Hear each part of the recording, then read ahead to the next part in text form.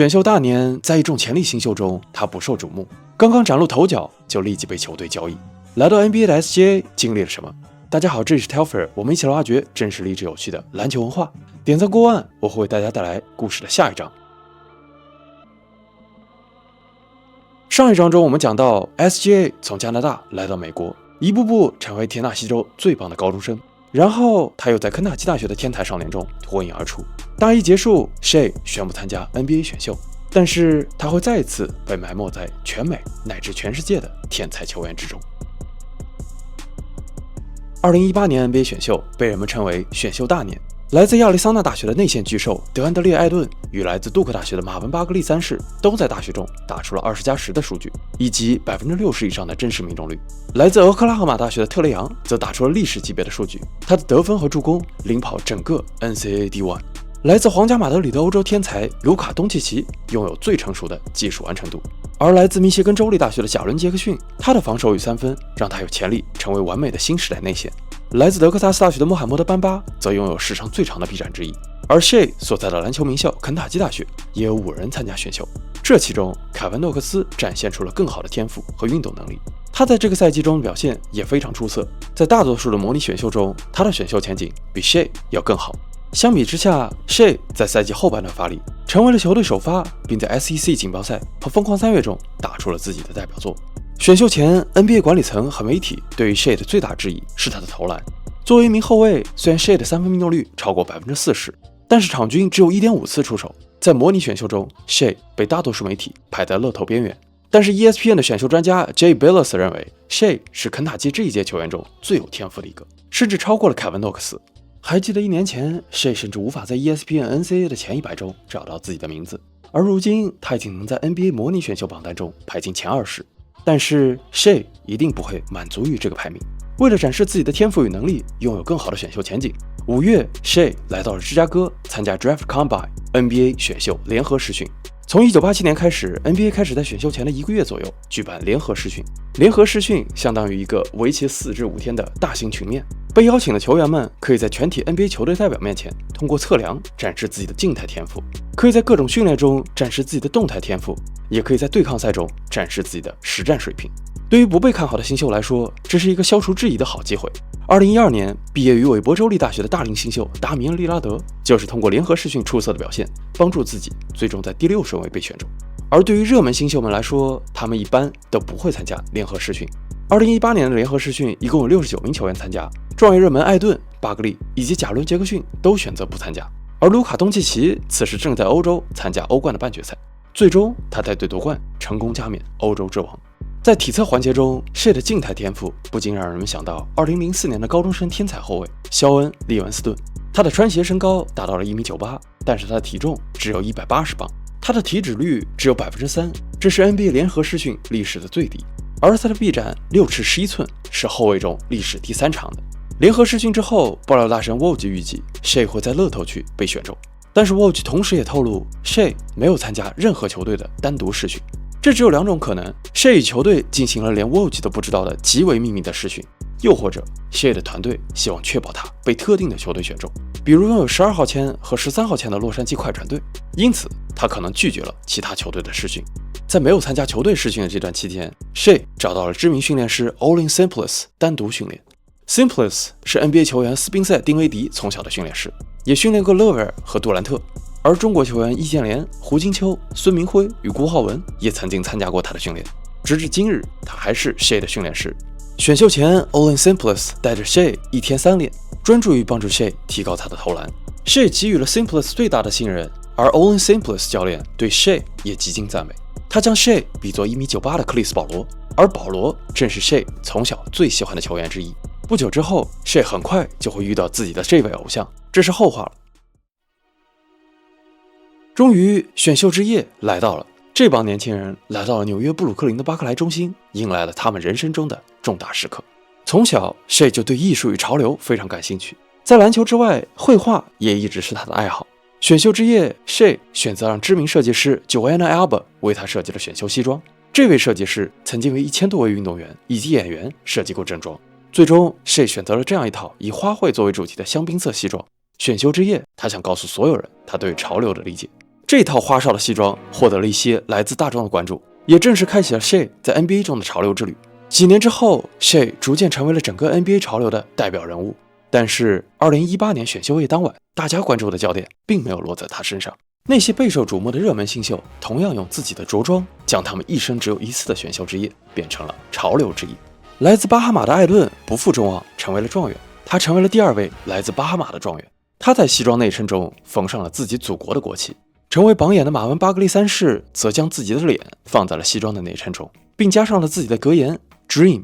正值颜值巅峰的探花秀卢卡·东契奇似乎并不需要花哨的西装，他选择了一款非常简单的西装。第4顺位被选中的贾伦·杰克逊挑选了一款反光的天鹅绒西装，直至今日，他还会用他的 PE 球鞋来纪念这一套衣服。第5顺位被选中的特雷杨成为了选秀历史上第1位穿西装短裤的球员。班巴在第6顺位被魔术队选中之后，来自杜克大学的小温德尔·卡特穿上了一套以超级英雄黑豹作为主题的 GUCCI 西装，并配上了一条漂亮的肩带。而他的父母也穿上了以漫威超级英雄作为灵感的正装。他在第7顺位被选中。第8顺位被选中的塞克斯顿穿上了母校阿拉巴马大学的深红色。Shea 的大学队友凯文·诺克斯在第9顺位被选中，他将自己最喜欢的游戏《堡垒之夜》放在了西装里。而志在为家乡球队效力的大乔·米克尔·布里奇斯则穿上了一套蓝色的西装。蓝色曾经代表了他的高中球队 Great Valley Patriots 以及他的大学球队维拉诺瓦野猫队，同时他也是布里奇斯家乡球队费城76人队的代表色之一。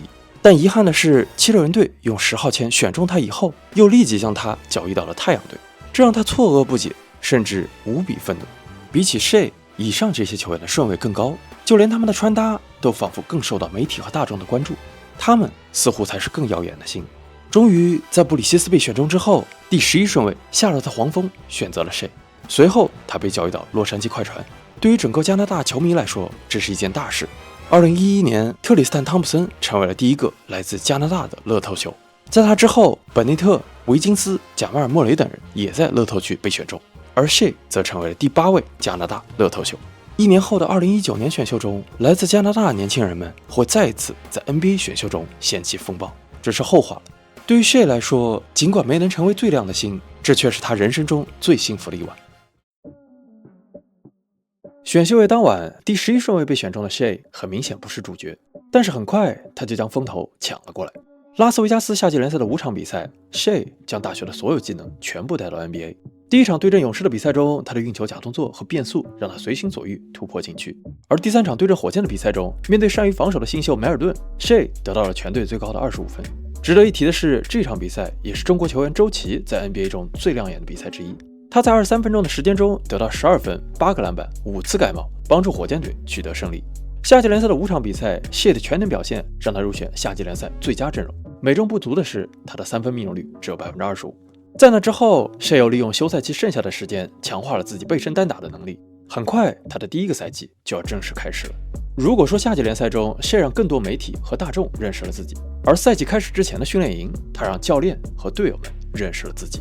2018至19赛季的快船百废待兴，在保罗离开之后，2018年格里芬和小乔丹也相继离开，曾经那支不可一世的空接之城彻底解散。对于 Shea 来说，此时的快船似乎并不一定能提供最好的成长环境。此时的快船已经不是一支志在争冠的球队，球队的赢球文化需要从头构筑，而球队的主教练道格里夫斯是一位极其不喜欢使用新秀的教练。在后卫的位置上，快船已经有了 NBA 首发级别后卫帕特里克·贝弗利和埃弗里·布拉德利，以及在欧冠中荣誉等身的塞尔维亚后卫米洛斯·特尔多西奇。Shea 需要与他们竞争首发，甚至轮换的位置。但是赛季开始之前的训练营 ，Shea 就给教练和队友们留下了深刻的印象。防守专家埃弗里·布拉德利认为 Shea 有潜力成为一名优秀的防守球员，而贝弗利则认为他有潜力成为一名明星球员。训练营中的表现让 Shea 战胜特奥多西奇，赢得了属于自己的主要轮换位置。常规赛开始之后，他从替补席获得大量出场时间，而9场常规赛之后 ，Shea 又战胜贝弗利，成为了快船的首发。新秀赛季开始之前，全明星后卫达米恩·利拉德是 Shea 最想挑战的后卫之一。很快，他就得到了这次机会。2018年11月8日，面对开拓者的后场双枪利拉德和 CJ 麦克勒姆 ，Shea 得到职业生涯新高的19分。但是对面的利拉德和 CJ 分别得到25分和23分，并且带走了比赛的胜利。赛后，这对后场搭档对他交口称赞。利拉德称赞了他的身体条件和心理素质， CJ 则夸奖了他的技术水平，他们都认为 Shai 的前景一片光明。而 Shai 则在 Instagram 上写了这样一句话 ：Test the best to be the best， 测试最强，成为最强。1个月后 ，Shai 再次在他们头上刷新了自己的生涯得分新高，24分。但是双枪又分别得到39分和27分，他们再一次带走了比赛的胜利。第一次与开拓者交手几天之后 ，Shai 与快船遇到了卫冕冠军金州勇士队。这场比赛 Shai 11投8中，得到18分，而快船则在加时赛战胜勇士。值得一提的是，正是这场比赛常规时间的最后时刻，德拉蒙德·格林独自推进，没有将球交给杜兰特，这引起了杜兰特的不满。争吵的过程中，格林对杜兰特说出了那一句 "We already won without you"， 在你来之前，我们就是冠军了。此时的杜兰特还无法念对 Shai 的名字，但是他的表现已经给杜兰特留下了深刻的影响。Oh yeah, Shai Gilgeous.We played against them early in the year, and man, he got the mid-range down. His mid-range is so good. And he shoot it with the high release, so it's hard to block at 6'6" when point guard's guarding him.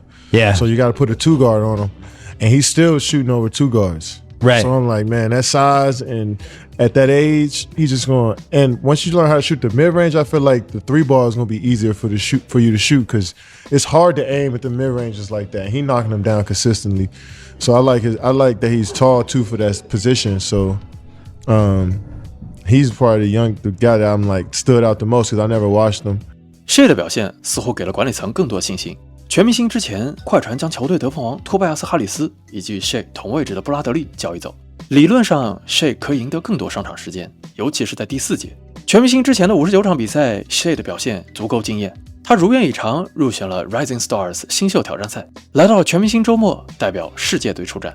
来到全明星的 Shai 有机会与大名鼎鼎的 NBA 全明星们交谈，比如勒布朗·詹姆斯与维斯布鲁克。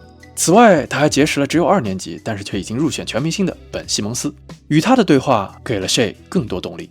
在 Rising Stars 新秀挑战赛中，西蒙斯的努力与好胜心让 Shai 印象深刻。虽然在6年后的今天来看，这句话似乎有些不可思议。最终由西蒙斯带领的世界队输给了由塔图姆和库兹马所率领的美国队。Shai 上场20分钟，得到15分、6次助攻、5个篮板。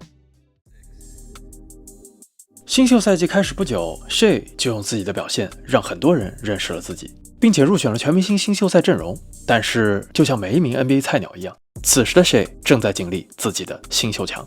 就像选秀之前专家预测的那样 ，Shai 的3分果然出现了问题。整个1月 ，Shai 的3分命中率只有 18.5%。2月初的几场比赛，他甚至没有出手3分。全明星之后的3场比赛更是灾难。3场比赛 ，Shai 一共只得了7分，却有7次失误，正负值-34。他的3分影响了全队进攻的空间，也影响了他的个人表现。过度思考和停球导致的失误，以及为了弥补失误而导致的犯规，这些失误与表现曾经好几次让主教练道格里夫斯抓狂。赛季有19场比赛 ，Shai 在第4节被里夫斯教练摁在板凳上。每一位遇到新秀墙和冷藏的新秀，信心难免受到影响。但是在 Shai 内向的外表下，隐藏的却是一颗无法被打倒、极其自信的心。他的自信首先源于他的父母，与此同时，他的自信来源于他极为刻苦的训练。同时，他也获得了球队各位队友和教练的帮助，尤其是助理教练前 NBA 球员萨姆·卡塞尔。而经过大半个赛季，终于 Shai 已经用他的自信和努力征服了里夫斯教练。在里夫斯生涯执教过的所有新秀中，只有2000至2001赛季的最佳新秀麦克米勒出场时间超过了 Shai。全明星之后不久 ，Shai 彻底回归。赛季剩余的23场常规赛，他将自己的3分命中率提高到了 43.8%， 这比之前的59场高了整整10个百分点。3月的15场比赛中 ，Shai 有13场比赛得分上双，场均可以得到14.2分、4.5次助攻。而快船也取得了13胜2负的战绩，提前锁定季后赛名额。赛季开始之前，没人能想到这支失去保罗、格里芬和小乔丹，没有任何全明星球员的快船还能够打进季后赛。他们甚至还在赛季中期交易走了2名首发球员，而现在他们成为了大西洋赛区第2名，早在3月就锁定了季后赛名额。第一轮比赛，他们的对手是志在取得3连冠的金州勇士队。当时很少有人能想到，4个月之前，正是快船的那场比赛，成为了杜兰特离开勇士的开端。2019年的季后赛是杜兰特在勇士的最后一舞。很明显，对于勇士来说，他们只有冠军一个目标。但是在3月迎来最佳状态的 Shai 与快船队已经准备好迎接这个最强的对手了。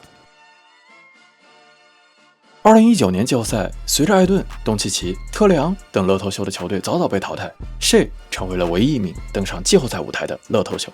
对阵勇士的系列赛第一场比赛，Shai 16投6中，得到18分，而卫冕冠军勇士兵不血刃，他们大胜快船17分。第二场比赛的进程似乎如出一辙，从第一节开始，勇士一步步扩大自己的领先优势。第三节，勇士一度领先到31分，然而快船的板凳球员路易斯·威廉姆斯和哈雷尔挺身而出，快船也开始了他们的惊天逆转。比赛最后，Shai助攻沙梅特投进3分，帮助快船完成了这场经典的以下课上。第三场，勇士重整旗鼓，他们再次取得大胜。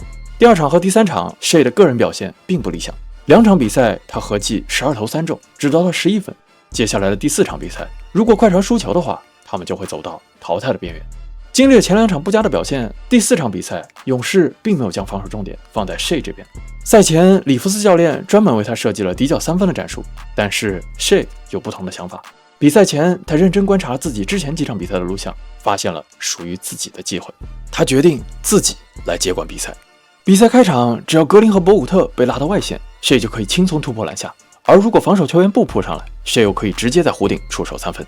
第一节，Shai就得到14分，全场比赛Shai15投9中，得到25分，这是Shai新秀赛季的得分新高。如果说赛季开始之前的训练营，贝弗利觉得Shai有潜力成为一名明星球员，现在的贝弗利已经无比确定Shai就是未来的明星球员。